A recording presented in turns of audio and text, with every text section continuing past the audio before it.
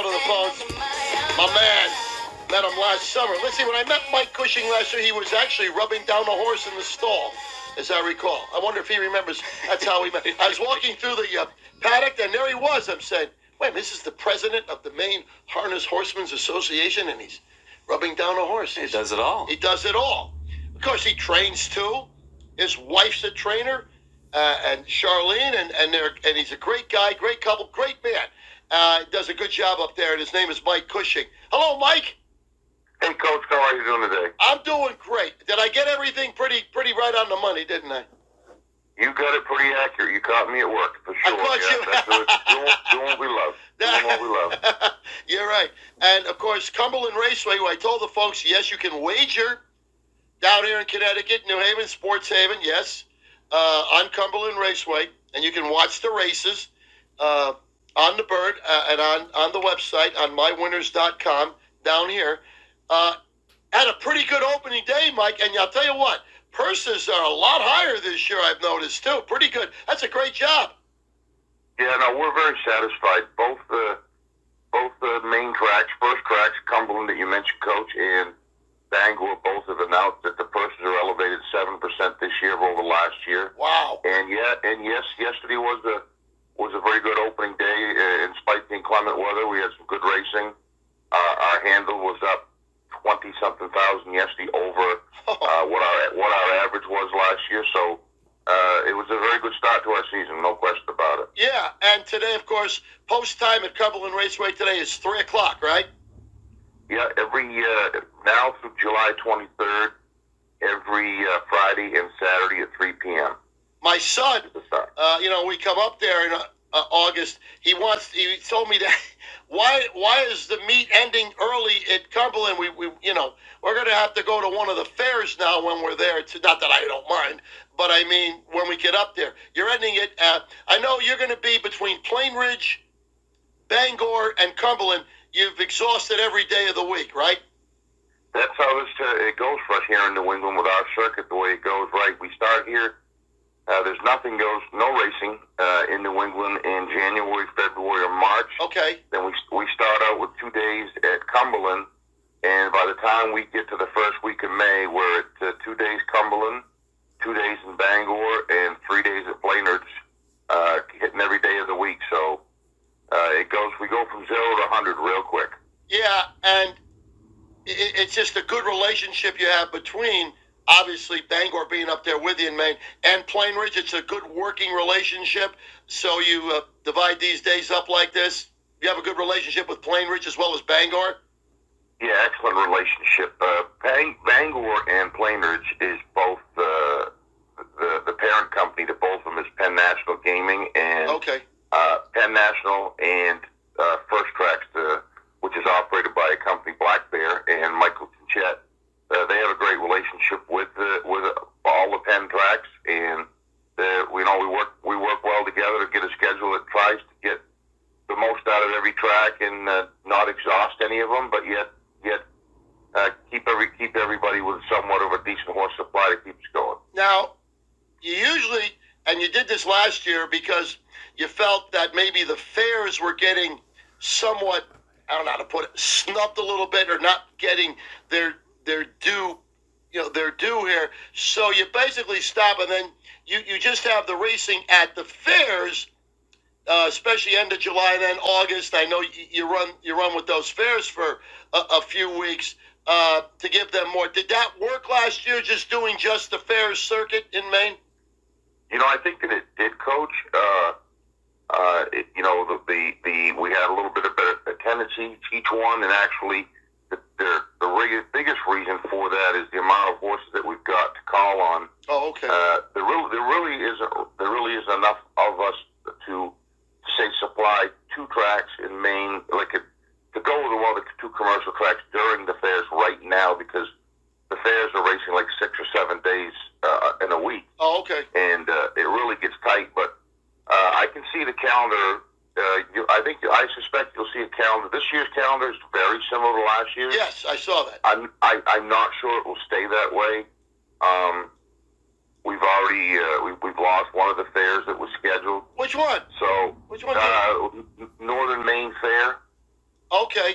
which is away up in Presque Isle, and they didn't operate the COVID year like any of them did, and then they didn't last year because it was fairly early in the season and there was still some uncertainty. Okay. But it just I can see another shake-up coming, or certainly the possibility of it. So I would not be surprised if you saw First Tracks Cumberland or Bangor possibly racing a little bit more in the summer in the near future. I like that. That's I like that kind of talk, Mike. You know that?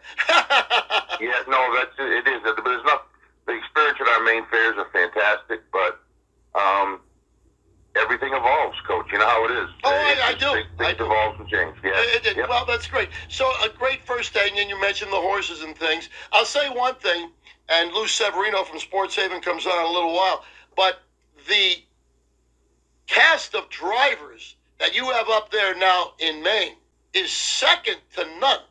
I mean, you've got some great drivers up there. I mean, Drew Campbell, and I didn't see Drew's not there yet, right? Or is he coming today? What happened? No, he landed yesterday. Oh, from Florida. Okay, he's back. He came home from Florida.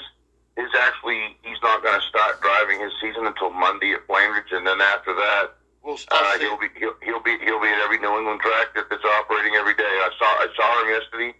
He's ready to go. There's no question about that. He's among, like as you said, Coach, our driving calling. He's among a handful of excellent drivers, and they're not excellent drivers for here. They're excellent drivers on a national scale. That's correct. Yeah. I mean, Walter Case Jr., who's a proven veteran. I saw he got a second place yesterday. So happy for him after meeting him.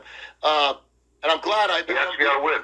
Yeah. Oh, you got to win. I'm sorry. That's right. In fact, it was an $8.80 horse. Yeah, I remember. I knew that. You're right. I knew that. But I mean, you have Kevin Switzer Jr. You have Bruce Ranger. I mean, one of the top drivers in the country, for God's sakes.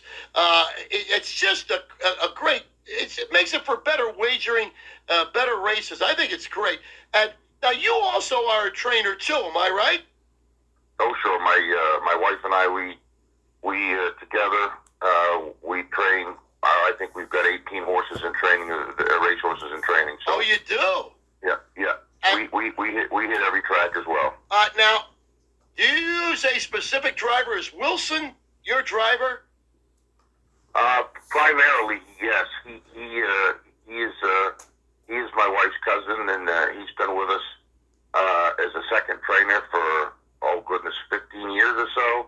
He started back driving. I think this will probably be about his fifth year. Oh, okay. And for what he's got for experience, he does a very good job. And a couple of our horses that aren't really bomb-proof, that just anybody jumps up and goes with, he does a really good job with. And but we use a variety. We use Drew Campbell, Nick Graffam, Bruce Ranger, Aaron Hall. Aaron Hall, yes, right. Yeah, I think he's somebody that those you folks down there that are betting us on the bird, keep an eye on that kid. He's an up-and-coming youngster. I think you're going to see good things from him over the next decade. It makes it for great racing up there when you have drivers like that who going to go at each other, and I think it's pretty good. I really do. And I imagine if Drew comes up, his brother Heath will be coming up as well. Correct? I think he's not far behind. I suspect he probably comes here within the next week, and that's what I thought. And those two will be going head-to-head, healthy competition, which is fun. They're a fun show to watch. That's quite a dynamic, those two. So again, Cumberland Raceway post time is 3:00 today, and if you can bet it, which I love betting the harness on the bird, so you can do it. Watch the races down here, and you've really got this going well. I know there are future plans. I don't want to go into it because I don't think you can right now, but hopefully within the future, how about if I say it like that, there'll be another track in Maine, in southern Maine. I'll put it that way. How's that? With certainty, Coach. Yes. Oh, yes. Wait, I like when you said with certainty. Yeah. You didn't tell that to me the other day. It might be in my backyard, but no, I don't know. No, but yes, this southern Maine track is coming. It's real. Well, the entity that's operating Cumberland, they're here to stay, and we're pretty darn excited about it. Yeah, and you should be. And I think with And it seems like everybody now, or at least trying to be on the same page in Maine, where they've had so many, I don't want to say setbacks, but, they want a track, they don't want a track. Listen, you're creating jobs. You had Scarborough Downs for years, which was a great track.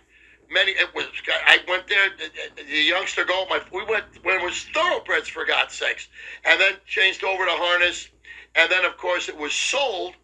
And I was telling my wife, we get up there now, there were condos there last year. I can imagine that whole area's being, who knows what I'll see when I get up there this year, huh?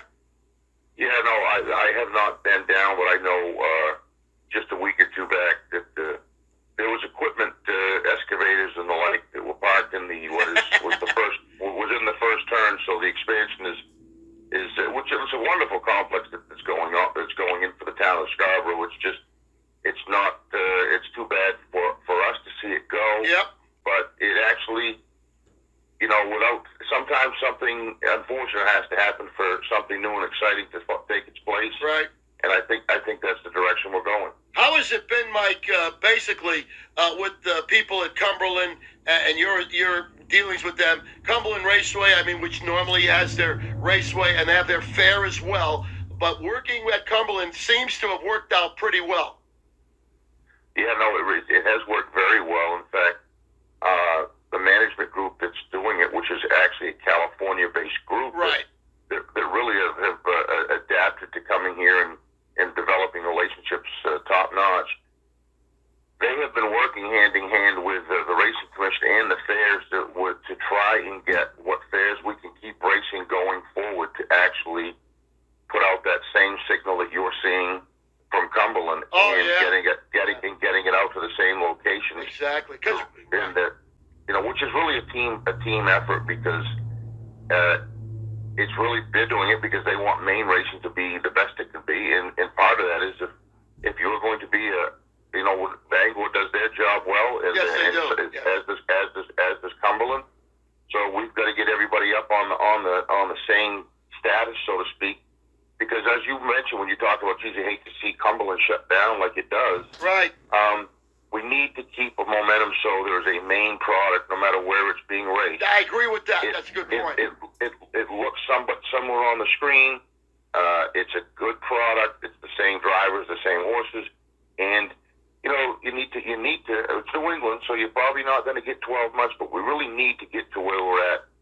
10 months of being in the air and putting out a quality product in order for the momentum to be sustainable to keep it going. Yeah, I agree. The other thing is, too, I know a lot of times the fairs aren't in as great shape, maybe monetarily, but I really don't think it's a big cost. I think Cumberland is on the bird, so is Bangor. I think some of the fairs should be on the bird as well, so people can wager on them down here as well. And that is our objective. We just missed the opportunity to get that going for this year, which is just this past week, Coach. We're saddened by that, but I think that the door is open to where we can get together and try to get at least the top 4 or 5 fairs that attended and strong and get that same product to them.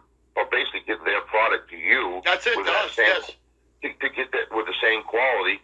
And if we can get to that point, which tracks we have left that have harness racing, say a year from 2 and now, yep, are a mainstay that you can count on year after year with that same consistency. It'll be great for those fairs, and it'll be great for our industry. Indeed. Listen, you have a chance today. You're down at Sports Haven. Check out Cumberland Raceway. Do a little harness wagering today, 3 o'clock post time, and who knows, Cushing may have some entries. You got any entries in there today? We're bringing 6 down today. 6 down today. Is Charlene driving any or no? No, she marshals there. I know I kept saying that. Yep. You know what? Now she's an excellent driver, but. Her real passion for the race day of this industry is being the outrider, and her and Leo are a great team. But she between races, she's right getting her She's getting herself dirty like you caught me. Getting the job done. Yeah. And she let my son sit on the horse last year, which is even That's better. Right. You know. Yeah. Anyway, listen. Do me a favor, and I know you have anyway, because you send me all this stuff from Maine. Keep in touch with me, please. Let me know what's going on with the Southern Track and everything else and the fairs and what's going to happen. And I will see you very, very soon. Probably one of the fairs, but that's how we'll do it this year. It doesn't matter, as long as I get to see some racing when I'm up there, and that's what I want to do. So we look forward to it. Yeah, listen, I'll keep promoting it down here. And again, since it's on the Bird, we know you can watch and wager right down here and see Cumberland Raceway and Bangor, as a matter of fact, as well, both. So, Mike, listen, please say hello to Charlene, all the people up there, and all the drivers, Drew, and everybody when you see them, and I'll see them soon. We look forward to seeing you, Coach. All right, Mike, Thanks you have a great day. You take care. You as well.